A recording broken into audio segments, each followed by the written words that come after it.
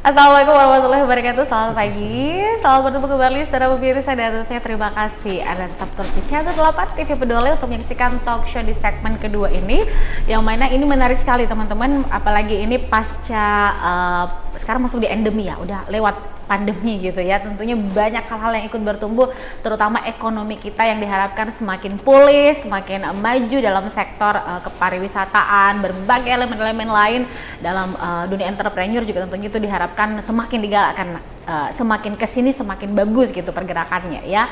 Dan saudara pemirsa, ada di studio bersama Ika, kita ucapkan dulu ini selamat atas kepengurusan pertama yang baru saja dilantik.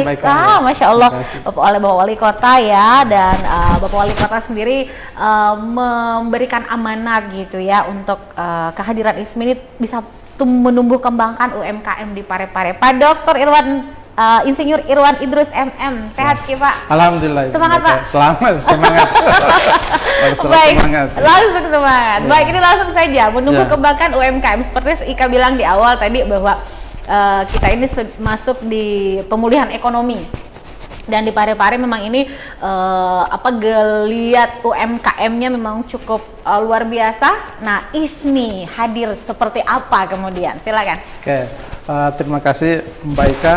Bismillahirrahmanirrahim. Assalamualaikum warahmatullahi wabarakatuh. Waalaikumsalam. Para pemirsa TV Peduli yang sama berbahagia. Pertama, saya tentu sangat mengapresiasi kepada Dinas Kominfo dalam hal ini TV Peduli yang telah memberikan ruang, memberikan kesempatan kepada kami selaku pengurus ISMI Kota Parepare untuk kemudian berbagi bagaimana sih peran ISMI ke depan dalam rangka menumbuh kembangkan perekonomian, dalam hal ini fokus kepada UMKM di Kota Parepare ini. Baik. Mungkin saya harus sampaikan bahwa ISMI ini sebagai sebuah organisasi yang relatif masih muda karena didirikan Desember 2012. Ya, kita tahu pelopornya adalah Bapak Dr. Engineering Ilham Habibie. Saya kira Pak Ilham Habibie ini siapa sih yang tidak tahu ya? Putra terbaik dari Bapak B.J. Habibie, yang saya kira B.J. Habibie menjadi sumber inspirasi bagi pemerintah Kota Parepare. Nah itu. Apa saja mau sampaikan bahwa ISMI ini ada 4 organisasi besar yang kemudian mensupport dalam pendiriannya. Yang pertama adalah Nahdlatul Ulama NU, yang kedua Muhammadiyah, yang ketiga ISMI sendiri, dan yang ketiga adalah Majelis Ulama Indonesia. Artinya apa? Ini memang ISMI memang ke depan akan bergerak dengan besar karena disupport oleh 4 organisasi besar, ya seperti itu. Baik, ya. Baik. Nah, ini kalau sedikit mengingat ya, kebetulan juga saya terima kasih waktu Bapak Ilham hadir di ruang pola Parepare itu memberikan kuliah umum waktu itu ya, benar. Untuk ITH, dan Pak Dokter juga kayaknya hadir ya, hadir, betul, waktu itu. Nah, ini tadi pada kedatangan beliau kan beberapa rangkaian acara juga dilaksanakan, benar, termasuk acaranya ISMI. Nah, ini dengan situasi dengan banyaknya organisasi besar yang ikut menopang gitu, tentunya saya tidak bermaksud jemawa atau gimana gitu, tapi kansnya besar nih Pak. Kansnya besar ya. Nah, kalau berbicara kansnya besar untuk Kota Parepare, peningkatan UMKM Pak. Iya, jadi untuk tingkatan Kota Parepare ya, beberapa waktu yang lalu itu kami juga sudah mendapatkan data bahwa di Parepare ini jumlah UMKM kita itu kurang lebih sekitar 16.000 per Januari 2020. Ya, ini kan jumlah yang sangat tinggi menurut saya. Artinya apa? Angka berapa tadi Pak Dokter? Sekitar 16.300. Ini data dari Dinas Tenaga Kerja Kota Parepare. Nah, apa yang harus kita lakukan ini? Bagaimana menumbuh kembangkan itu? Karena memang kalau dari segi jumlah entrepreneur ini memang kalau kita secara global Indonesia memang masih kurang juga sih, itu masih kurang lebih di kisaran 3,4%. Sementara untuk menjadi sebuah negara maju misalnya minimal itu 12%. Nah, termasuk Kota Parepare, saya kira ini kita harus tumbuhkan terus bagaimana kita ini ISMI mendorong para pemuda-pemuda kita ini, generasi muda, untuk kemudian bisa mempunyai jiwa entrepreneur sehingga ya semakin tumbuh UMKM di Kota Parepare. Seperti itu. Kita tidak bisa menutup mata juga, sebenarnya banyak sekali juga organisasi lain, komunitas-komunitas yang juga menggeliatkan teman-teman UMKM gitu ya. Seperti apa bentuk sinergitas ISMI dalam hal ini? Karena kan akan sangat berbeda kalau misalnya satu kepala dengan 2-3 kepala yang mikir gitu. Nah, gimana Pak? Ya, jadi memang untuk membangun ekonomi ini khususnya di Parepare memang tidak boleh satu pihak, harus semua stakeholder yang terlibat. Ya, jadi ISMI ke depan ini akan bergerak dalam, kita akan membuat sebuah sebuah binaan UMKM sebagai percontohan di Parepare. Jadi ini sudah mau sebagai program kerja kami, buat ke depan itu ISMI akan membuat sebuah percontohan. Ada UMKM, artinya dia menjadi sebuah binaan ISMI ke depannya, sehingga nanti ini bisa menjadi sebagai percontohan untuk UMKM yang lainnya. Kemudian ke depan juga kami akan bersinergi, kemarin kan kita tahu bahwa di Masjid Terapun itu ada di situ misalnya kuliner yang sudah dikembangkan. Di situ juga ISMI akan mensupport secara maksimal. Karena ya saya kira memang supporting secara maksimal ini akan tetap kami berikan dari dari ISMI. ISMI sendiri teman-teman kan permaklumkan adalah Ikatan Saudagar Muslim. Kata saudagar ini sudah bikin keren Pak ya. Udah keren gitu kedengarannya, saudagar Muslim Indonesia. Tapi tadi sempat juga disinggung nih, nanti akan ada beberapa spot-spot baru yang mana bisa menunjang perekonomian masyarakat Parepare untuk semakin semakin dahsyat nih perekonomian di Parepare. Tapi meskipun saya rasa usianya dari 2012 Pak. Ya, 2012. Usia yang menurut saya masih sangat ranum. Kalau ranum ya, ranum gitu, 2012 11 tahun kurang lebih ranum. Oh iya, lagi lucu-lucunya gitu. Nah, untuk di Parepare sendiri, kan tadi Pak Dokter udah bilang ke depannya seperti apa yang sudah dilakukan dengan usia yang baru untuk di Parepare yang sudah dilakukan dan mungkin dalam waktu dekat akan segera dilaksanakan begitu. Ya, jadi memang karena kemarin katakanlah baru pelantikan, jadi kami ini pengurus baru ya. Jadi program kerja baru kita susun, tentu kita belum bisa melihat capaian kita karena baru dilantik. Pengurus kami baru akan bekerja. Tapi ada program kerja. Iya, ada program kerja. Termasuk itu sebenarnya kami ingin menyasar juga ini yang di remaja masjid ini. Remaja masjid kita mau kembangkan bagaimana kemudian ada semacam pelatih entrepreneur untuk membangun jiwa kewirausahaan para remaja masjid ini, karena ini memang tulang punggung kita juga. Kan selama ini misalnya ya remaja misalnya hanya tinggal di masjid saja misalnya ya, cuma ibadah ritual, tapi harusnya didorong untuk masuk di area bisnis. Ya, karena itu kan ya kita mencontoh Rasulullah itu kan beliau dari umur 12 tahun itu menjadi seorang entrepreneur, sudah menjadi seorang saudagar, berdagang, berbisnis antar negara, sehingga beliau itu kaya raya loh. Jangan jadi Nabi itu bukan orang miskin, orang kaya raya. Ya, nah itu kita mau tularkan kepada para remaja masjid ini, anak-anak muda kita ini. Nah, konkretnya nih untuk anak remaja masjid, mungkin kamu pikir mereka akan ngapain ya? Apakah diberikan modal usaha kah? Atau dikirim pelatihan untuk kepada para orang-orang yang sudah effort ilmunya dalam kewirausahaan atau seperti apa Pak? Jadi nanti akan perjanjian pertama kita terus memberikan knowledge dulu, pengetahuan dulu ya, kita berikan skill, jadi akan ada training. Dalam training kita akan perjanjian, nanti setelah mereka sudah memiliki jiwa kewirausahaan itu ya, sudah punya mindset dulu kita mau bangun, karena biar bagaimanapun juga dikasih modal, kalau mindset memang belum terbentuk itu kan percuma. Jadi di situ dulu kita bentuk dulu, kemudian setelah itu ya mudah-mudahan nanti ke depan ada misalnya modal bergulir kita bisa berikan, ada program-program itu, dan ini nanti kita akan bersinergi dengan pemerintah kota. Seperti itu. Iya, karena memang sangat berbeda ya antara penjual dengan pebisnis. Iya kan Pak Dokter ya? Akan sangat berbeda kalau penjual dengan pebisnis. Kalau penjual mah ada barang, jual, modal kembali dan untung udah selesai. Kalau pebisnis enggak, mereka benar-benar berpikir 10 tahun, 20 tahun, bahkan mereka sudah berpikir bisnis apa lagi yang akan mereka buat kalau misalnya ini berhasil, ataupun mungkin sebaliknya, mereka selalu punya second choice untuk mengembangkan kerajaan bisnisnya gitu kalau gitu.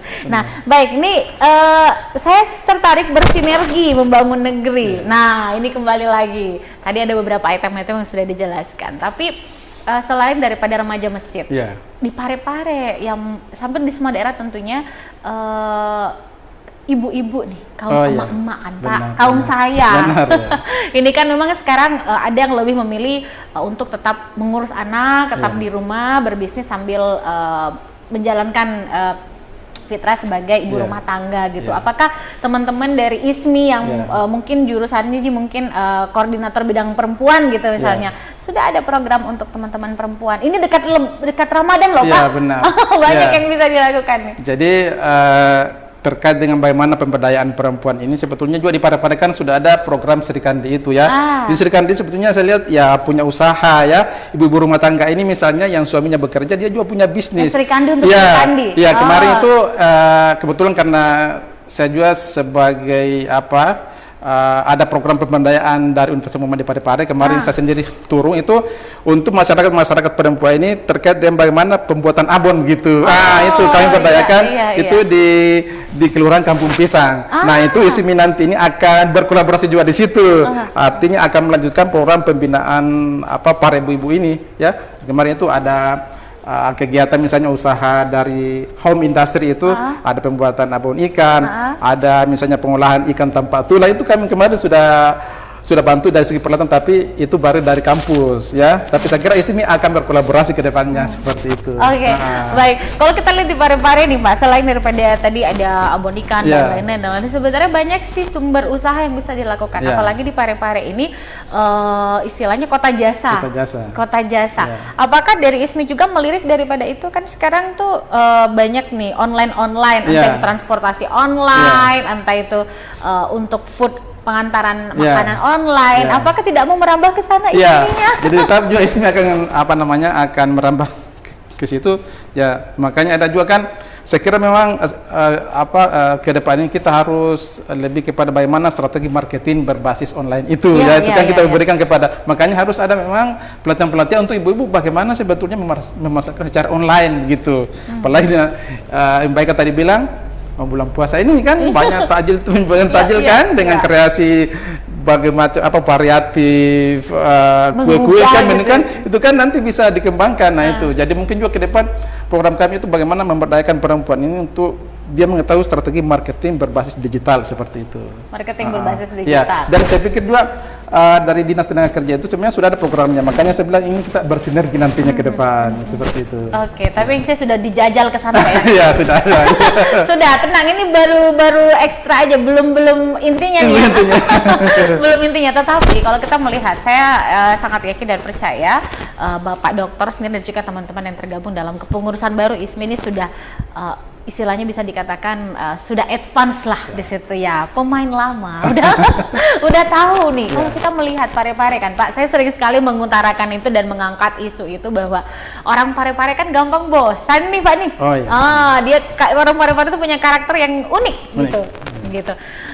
Bagaimana sebenarnya mungkin teman-teman di rumah ingin membuka bisa dikatakan buka usaha. Pak Dokter, kira-kira usaha yang memungkinkan nih, yang bisa jangka panjang saya lakukan itu seperti apa? Ya memang saya kira berkebetulan sebetulnya karakter bisnisnya. Jadi ada namanya circus bisnis itu terkadang pada saat dia puncak dia akan turun karena memang orang biasa bosan. Jadi kata kunci dalam berbisnis adalah kreatif dan inovatif. Jadi seorang wirausaha entrepreneur harus memang inovatif, kreatif dan inovatif. Tidak boleh kemudian dia harus bagaimana cermat jeli melihat peluang yang ada misalnya. Ya dan memang ke depan saya kira masih akan lebih banyak bisnis terkait dengan food dan beverage itu ya. Kalau kita lihat memang masih ke situ, masih lebih, tapi ya ke depan saya kira akan ada yang lain. Tapi saya lihat berdasarkan riset itu baru-baru bahwa memang di Parepare juga masih dominan food and beverage itu. Iya, masih dominan kayak di 2023 masih tren. Iya, masih tren itu. Oke, masih tren untuk food and beverage ini. Jadi memang sebenarnya tadi dikatakan Pak Dokter ini sudah keluar nih kayaknya dari kitab saktinya. Harus kreatif, harus inovatif. Karena sifat manusia emang gitu ya. Cuman kerennya lagi di Parepare itu adalah banyak kok brand-brand dari luar masuk, tapi malah yang hidup tetap brand-brand lokal kita. Nah, mungkin Pak Dokter nih di kesempatan yang baik ini mungkin anak-anak muda, karena kita lihat sendiri kalau kita bikin statistik data di lapangan memang justru yang makin melonjak naik itu pelaku usaha adalah anak-anak muda. Nah, bagaimana Pak Dokter melihat fenomena itu? Ya, memang benar sekali Mbak Eka. Jadi saya kira memang ini saat ini anak muda kita semakin kreatif ya. Ya, saya kira juga ini ada pengaruhnya dengan karena lulusan-lulusan perguruan tinggi ini kita sekarang juga itu lebih kepada berorientasi membentuk lulusan-lulusan yang punya jiwa entrepreneur. Jadi sehingga lulusan-lulusan ini kemudian memang ketika terjun di lapangan dia punya kreativitas yang tinggi. Nah, jadi saya sepakat bahwa anak muda kita ini harus didorong ya. Cuma memang ada hal yang harus memang dioptimalkan, itu terkait dengan karakter itu yang paling penting ya, nilai kejujuran ya, membangun kepercayaan itu ya, integritas. Nah kalau itu terbangun di anak muda kita, maka saya yakin bisnisnya akan lebih cepat, akan kencang seperti itu. Seperti itu. Iya, karena kan memang kalau anak muda tuh ya bisa dikatakan stamina masih oke. Kemampuan berpikir juga masih sangat variatif, ditambah lagi juga mungkin tenaga masih gimana gitu ya Pak ya, dan memang ide-ide cemerlangnya juga bukan berarti yang tua-tua seperti saya, tidak ya. Masih ada kemungkinan masih muda sih. Pak saya udah ber-40 Pak. Insya Allah hampir udah tua kayak. Nah ini baik, tapi kan kalau kita melihat produk-produknya juga sangat apresiasi. Kemarin juga ada Kepala Dinas Perdagangan hadir, dan yang mana beliau memediasi untuk gimana brand-brand lokal kita ini sudah hadir di retail modern. Nah ini kan bisa dikatakan ini angin segar Pak ya buat produk-produk lokal kita. Tapi kalau Bapak sendiri yang sudah aral melintang ini dunia usaha dan dunia bisnis, apa sebenarnya yang perlu diperbaiki dari sistem entrepreneur yang ada di Parepare sehingga mungkin ini bisa benar-benar bersaing dengan paling nggak bukan melebihi, paling nggak setaraf lah dengan produk-produk yang sudah berseliweran di masyarakat. Jadi memang sekali lagi seperti yang disampaikan Mbak Ika bahwa kuncinya adalah kreatif dan inovatif. Ya itu sekali kita akan lari ke situ. Dan yang kedua juga ada sebuah nawaitu kita untuk mengembangkan bisnis, dan bisnis ini bukan sebenarnya untuk kepentingan diri sendiri, keluarga, bukan, tapi bagaimana kita berbaik kepada orang lain, kepada umatnya itu. Jadi dia kalau punya mindset seperti itu, dalam bahasa nilai keimanan itu ya, maka saya yakin dan percaya bisnis dikembangkan akan semakin maju. Jadi bukan hanya kita target dunia, tapi ada target akhirat loh yang kita mau capai. Ya kan, semakin maju bisnis kan kita akan berzakat. Makanya dalam Islam aqimis sholata wa atu zakat, dirikan dan zakat. Bagaimana kita bisa berzakat kalau bisnis kita tidak maju, tidak punya usaha misalnya. Jadi sebenarnya secara tidak langsung Islam ingin mendorong kita untuk kemudian lebih berkembang lagi, mengembangkan bisnis kita ya, dengan segala kreativitas dan inovasi. Tentu kita melihat peluang-peluang yang ada jeli. Ya mungkin juga akan selalu ada kompetitor ya. Pasti. Tapi ya kita harus juga selalu senantiasa berinovasi seperti itu Mbak Eka. Kalau nggak ada kompetitor nggak asik Pak. Nggak asik. Justru kalau kita lempeng aja begitu, kita nggak akan bisa naik kelas gitu. Kalau misalnya tidak ada kompetitor, nggak ada haters ya. Kan sangat mudah ada haters, nggak ada haters itu nggak keren kata hari gini mah. Oke, baik. Nah ini juga kalau kita berdasarkan kembali lagi, ada Pak Dokter tadi sempat juga menyinggung Rasulullah gitu kan. Saya ada buku itu ya, saya beli beberapa waktu yang lalu tentang woman muslimah, perempuan muslimah gitu ya. Khadijah sendiri gitu kan, Khadijah sendiri. Benar. Kemudian banyak sekali perempuan-perempuan yang saat itu memang sudah mulai melirik dunia bisnis, meskipun tidak seperti sekarang, tapi paling enggak dia mensupport suaminya untuk berbisnis. Nah ini kan selain daripada Gilead udah mulai kencang di 2022 pertengahan sampai 2023 awal ini Pak, kita udah mulai kabar menyenangkan lah, karena warisan-warisan, saya menganggap bahwa segala sesuatu ada hikmah. Pandemi aja ada hikmahnya. Akhirnya semuanya menjadi melek teknologi. Iya kan, mau nggak mau dipaksa melek teknologi, termasuk dunia bisnis kita. Tadi kata Pak Dokter menyinggung marketing berbasis online. Tapi menurut Pak Dokter nih melihat, memang meskipun ada memang lagi tren tahun ini, tapi mungkin dari sisi yang paling sederhana dulu nih, kalau misalnya mau mulai bisnis, pasti pertanyaan klise, nggak ada modal Pak Dokter. Nah kan gitu, itu yang selalu jadi momok. Nah Pak Dokter nih, mohon kasih nih trik-trik jitunya. Jadi kalau mau menjadi wirausaha, menjadi seorang entrepreneur, kalau kata pertamanya modal, maka itu tidak akan bisa memulai sebuah usaha. Jadi pasti akan terhambat, karena berapapun modal, ketika tidak punya mindset yang bagus, tidak punya mental wirausaha, itu tidak akan bisa berkembang. Jadi kata kuncinya ada punya komitmen dulu, punya komitmen yang kuat untuk menjadi seorang entrepreneur. Ya, itu modal akan datang dengan sendirinya ketika kita punya komitmen yang tinggi. Nah, seperti itu. Jadi ada 4 sih kata kuncinya. Yang pertama punya mindset dulu, ya, mindset untuk menjadi seorang entrepreneur wirausaha. Yang kedua punya pengetahuan, punya knowledge. Kemudian yang ketiga adalah dia punya skill dalam berbisnis, dan yang keempat adalah attitude, sikapnya. Nah, kalau keempat itu bisa terakumulasi dalam diri seorang calon pebisnis, maka saya yakin dan percaya dia akan berkembang. Modal itu akan datang dengan sendirinya. Asik. Ya, benar. Modal akan datang dengan sendirinya. Jadi optimis dulu, berkeyakinan tinggi gitu. Dan paling salah satu juga yang akan menunjang itu adalah networking gitu, jaringan. Benar. Jaringan. Kita, dan namanya pebisnis tuh kita harus serba bisa, multitasking. Iya. Multitasking. Harus bisa multitasking tingkat dewa, karena kan kita nggak serta-merta buat bisnis tiba-tiba banyak pegawai kan, Pak, banyak staff gitu, harus bisa kerja dulu sendiri. Nah, kalau kembali lagi ke ISMI nih, Ikatan Saudagar Muslim Indonesia, untuk Parepare ini untuk Parepare saja, Pak, ya? Parepare saja, dengan kepengurusan yang baru dibentuk. Tadi sempat saya singgung di bulan Ramadan gitu, dan kemudian menyambut Lebaran. Nah gitu, apakah memang sudah ada nih, meskipun tadi katanya masih muda kepengurusannya, itu yang paling sangat signifikan kan pasti takjil. Nah, tadi sempat disinggung juga. Mungkin sudah mulai ancang-ancang nih, kita bikin apa, kemudian dipusatkan di tempat mana, karena kemarin tuh narasumber saya juga salah satu mengatakan gini kan, setiap Ramadan tuh banyak yang bersedekah, akhirnya bagi-bagi di jalan secara serampangan, bahkan ada yang bukan lagi haknya dapat. Nah, ISMI di sini mungkin supaya biar lebih tertib nanti ke depannya, apakah kita nanti ada di titik ini, biar pemirsa di rumah tahu nih, saya mau gabung di ISMI nih, saya bisa bantu apa, saya bisa nyumbang apa nih Pak Dokter, silakan. Jadi mungkin saya harus tekankan juga bahwa ISMI sebenarnya tidak bisa berbisnis secara langsung. Jadi fungsi ISMI sebetulnya adalah sebagai fasilitator dan motivator. Jadi kita hanya bagaimana mendorong para entrepreneur ini, UMKM ini, untuk bisa memaksimalkan usahanya.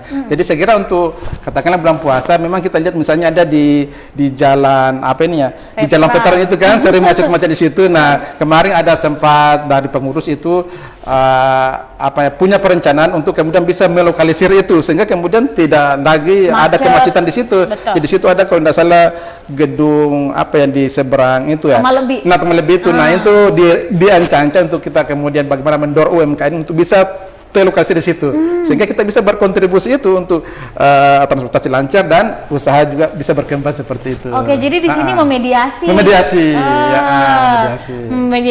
kemudian juga memberikan advice kepada memberikan advice kepada para. Jadi kalau sudah geliatnya kencang tapi justru berimpact kepada lain, benar kalau di veteran itu memang jadi bintang kejora. Saya jam 3 bisa asal anak saya sudah mau ke situ Pak Dokter, beli gitu kan, ini benar. Jadi salah satu yang mau dialihkan itu ke situ. Betul-betul, apalagi pemanfaatan gedung yang sebenarnya masih bisa digunakan, Pak, ya.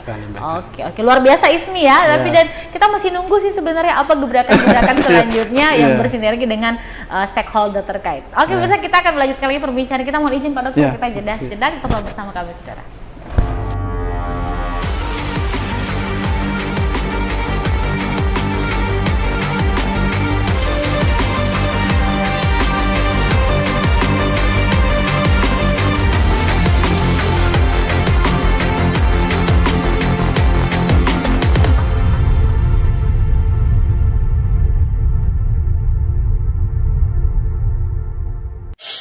Telah hadir di kota B.J. Habibie, pusat jajanan dan oleh-oleh khas Parepare. Dapatkan aneka jajanan, aksesoris yang unik, souvenir, serta berbagai busana menarik yang didesain langsung oleh Ibu Haja Erna Rashid Taufan. Bagi Anda yang berkunjung ke kota Parepare, kurang lengkap rasanya jika Anda belum berkunjung ke pusat jajanan oleh-oleh khas Parepare. Semua tersedia di Balai Ainun Habibie. Assalamualaikum warahmatullahi wabarakatuh. Saya Harmanikam, Suradi Sugiarto, saya Trianti Sulaiman, saya Uswatun Hasanah, hadir di layar televisi Anda dengan suguhan informasi yang telah dirangkum tim redaksi kami. Kita mulai news update selengkapnya. Peduli FM. Pendengar, Mari kenalan lebih dekat dengan kami. Klik tombol like di Facebook fanpage Radio Peduli 96,9 FM dan live streaming di rpp.pareparekota.go.id atau dengarkan kita juga melalui aplikasi RDio. Download aplikasinya di Play Store secara gratis. On your radio, on your mobile, and online. Online. Your number one hit music station. 96.9. Radio Peduli FM.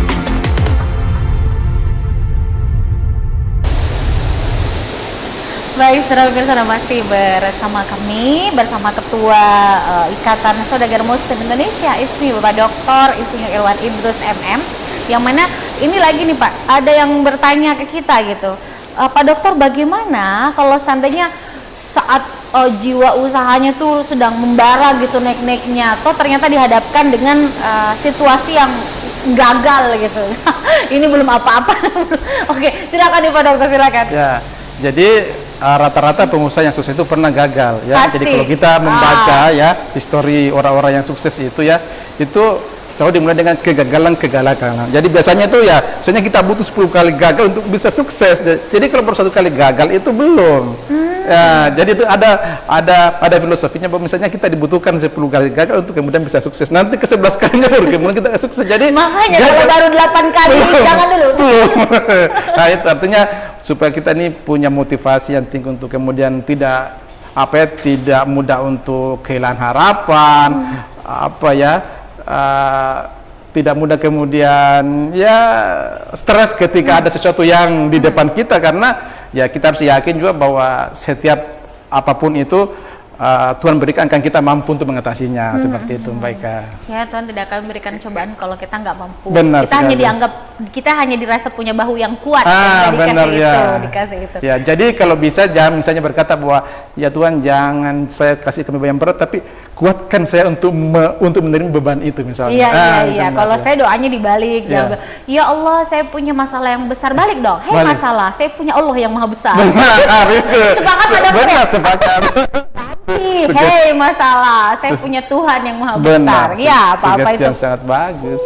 Ya, mengafirmasi diri biar tenang. Benar, Mbak, tersuperai saya. Nah, ini kalau berbicara tentang entrepreneur, pasti kan masyarakat apa sih sebenarnya esensi yang paling utama mengembangkan dunia entrepreneur ini, Pak Ustadz? Ya. Ini kita belajar ilmu manajemen itu. Iya. Jadi bahwa entrepreneur itu artinya kita menjadi seorang entrepreneur adalah kita ingin ya punya jiwa untuk senantiasa punya kesetiaan berwirausaha, berinovasi. Itu artinya memang dalam Islam juga seperti itu, bahwa 10 dari sumber rezeki itu 9 itu dari bisnis loh, wirausaha loh. Ya, cuma memang saat ini yang kita juga agak masih prihatin karena masih ada sebagian besar dari kita misalnya keinginannya hanya untuk menjadi PNS, ASN atau menjadi karyawan. Itu kan masih itu.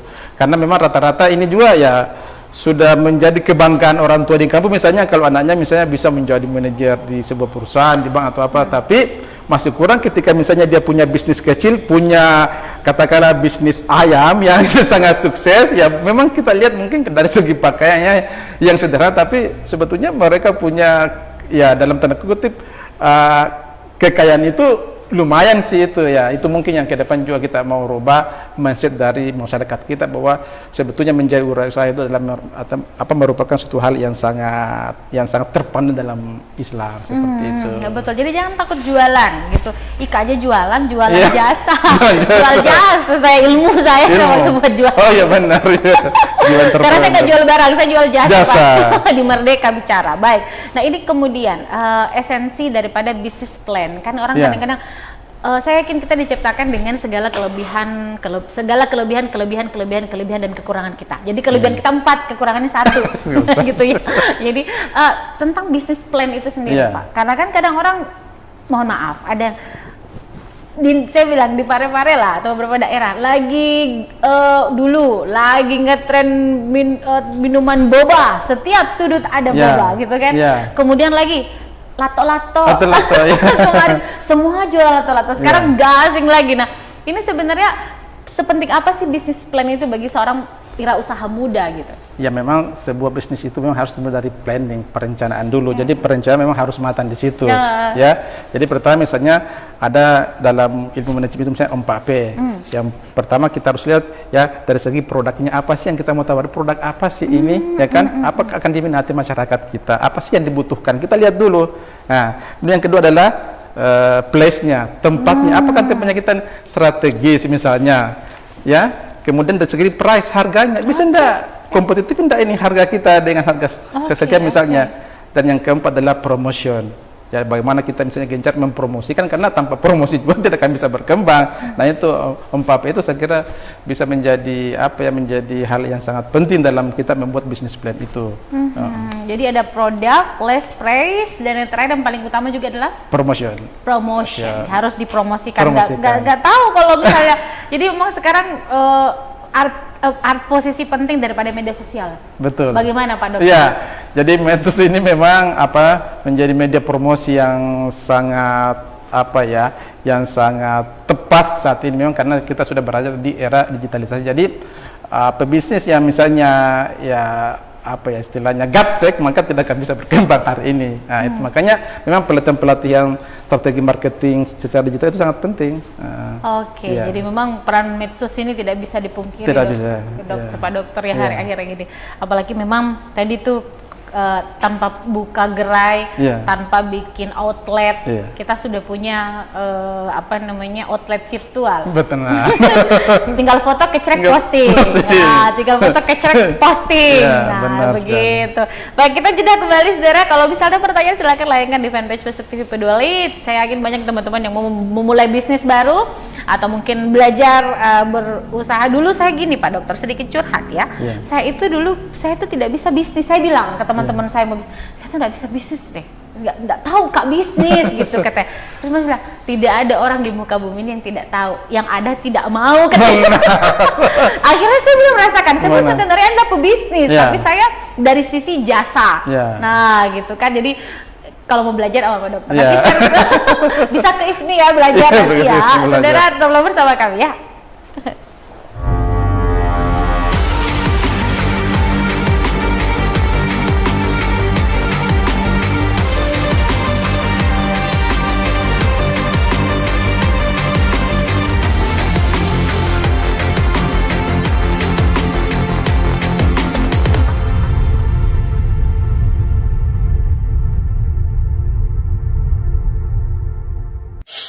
Telah hadir di kota B.J. Habibie, pusat jajanan dan oleh-oleh khas Pare-Pare. Dapatkan aneka jajanan, aksesoris yang unik, souvenir, serta berbagai busana menarik yang didesain langsung oleh Ibu Haja Erna Rashid Taufan. Bagi Anda yang berkunjung ke kota Pare-Pare, kurang lengkap rasanya jika Anda belum berkunjung ke pusat jajanan oleh-oleh khas Pare-Pare. Semua tersedia di Balai Ainun Habibie. Assalamualaikum warahmatullahi wabarakatuh. Saya Harmanikam, Suradi Sugiarto, saya Trianti Sulaiman, saya Uswatun Hasanah, hadir di layar televisi Anda dengan suguhan informasi yang telah dirangkum tim redaksi kami. Kita mulai news update selengkapnya. Peduli FM. Pendengar, Mari kenalan lebih dekat dengan kami. Klik tombol like di Facebook fanpage Radio Peduli 96,9 FM dan live streaming di rpp.pareparekota.go.id atau dengarkan kita juga melalui aplikasi RDO. Download aplikasinya di Play Store secara gratis. On your radio, on your mobile, and online. Online. Your number one hit music station. 96.9. Radio Peduli FM.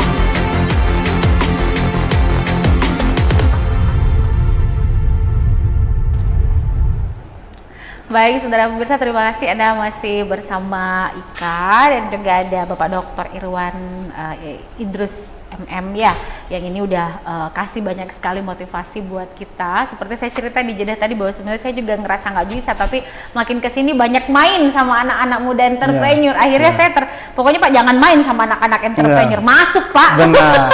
Pasti ikut gabung, ikut jadi dunia usaha itu semakin ini dapat hidayah dari mereka gitu. Nah, ini mungkin penekanan di segmen terakhir ini Pak, bahwa jangan ragu untuk memang berusaha. Kemudian tadi ada 4P, tadi udah Bapak kasih kunci ya kepada pemirsa di rumah, dan bagaimana kita sama-sama bersinergi membangun Kota Parepare yang sama kita cintai. Apalagi ini momen ulang tahun kota kan? Ini masih seperti apa? Kemudian ISMI hadir di tengah-tengah masyarakat, ISMI hadir bersinergi dengan pemerintah kota untuk memajukan dan meningkatkan UMKM. Silakan. Ya, makasih. Jadi tentu kita sangat bersyukur dan mengapresiasi pemerintah kota, begitu banyak spot-spot yang sudah dibangun. Misalnya kita lihat ada Anjuan Cempai, ada misalnya Tonrang yang Riverside, ada misalnya Monumen Cinta yang Habibie, ada misalnya Gelora Habibie itu yang jadi home base PSM. Itu semua adalah merupakan bagian dari untuk meningkatkan perekonomian Kota Parepare. Nah, di situ ISMI tetap akan mendukung, mensupport itu ya, dalam hal bagaimana mendorong para UMKM ini untuk semakin mengembangkan usahanya. Nah, itu. Oke, baik. Jadi tadi juga kemarin ya, memang salah satu juga daya tarik luar biasa dari Parepare selain banyak sekali spot-spot yang disebutkan tadi, kita juga ada PSM kemarin yang banget Pak ya. Selamat untuk teman-teman semuanya ini untuk PSM yang menang, mudah-mudahan ini semakin bagus, animo masyarakat juga semakin baik. Dan kalau misalnya menurut kacamata seorang dokter Irwan nih melihat mungkin seperti apa Kota Parepare, saya tidak mau mengatakan ini, saya tidak mau menggunakan kata menghayal, tapi mimpi indah di masa depan Parepare ke depan 5 atau 10 tahun untuk dunia usaha seperti apa Pak? Ya, jadi kalau kita melihat ya kemajuan Parepare saat ini ya, kita melihat 10 tahun terakhir ini sangat-sangat dahsyat. Jadi kita berharap ke depan ini senantiasa dipertahankan, bahkan ditingkatkan. Jadi memang Parepare ini adalah sebuah kota yang sangat mungil ya, dan itu sangat-sangat strategis untuk pengembangan bisnis, karena ya kota persinggahan begitu. Memang di sini ya katakanlah tidak ada sumber daya alam, karena kita ada kota jasa, dan itu ke depan memang sangat berkembang. Apalagi di sana saya lihat yang masjid Terapun itu ya, saya kira itu ikon yang sangat bagus hari ini, karena akan menjadi persinggahan ya, orang-orang musuhnya mau ke Sulbar, mau ke daerah lain ya, itu akan sangat-sangat maksimal. Ya, seperti itu. Oke, luar biasa. Apalagi ISMI di sini tetap mengedepankan bagaimana kita tetap dekat akan Tuhan, apapun itu, berpayung kepada agama, kemudian tetap dekat dengan ajaran-ajaran Rasulullah. Luar biasa ISMI. Semoga kepengurusan ini sehat-sehat kita Amin. bersama para pengurus lainnya, karena akan banyak sekali amanah dan kerja-kerja keumatan yang akan dilakukan ke depannya selama mengemban amanah. Benar, makasih. Dan yang pasti saya ingin mengutip kata Mbak Mary Riana gitu ya, bahwa tidak usah takut gagal, bekerja saja secara maksimal. Mungkin ya dengan sebesar-besarnya gitu, dan percayalah bahwa semua jerih payah kita akan diperhitungkan oleh Tuhan. Tidak ada proses yang mengkhianati hasil, kan seperti itu. Terima kasih Pak Dokter sudah hadir bersama kita membagi inspirasi dan informasi yang luar biasa. Dan kalau misalnya teman-teman juga ingin mendapat ilmu tambahan, boleh gabung di ISMI Pak ya? Iya, Nah, kami belajar sangat bareng. senang sekali bisa bergabung di sini. Belajar bareng, apalagi memang ini mensupport, dan saya yakin kalau saya lihat teman-teman yang gabung di pengurus ini, wow, keren-keren semuanya ini. Advance, sangat-sangat advance di bidangnya masing-masing. Saya Ika Mardika Sari pamit. Wassalamualaikum warahmatullahi wabarakatuh, dan sampai jumpa esok pada waktu dan jam yang sama. Wassalamualaikum.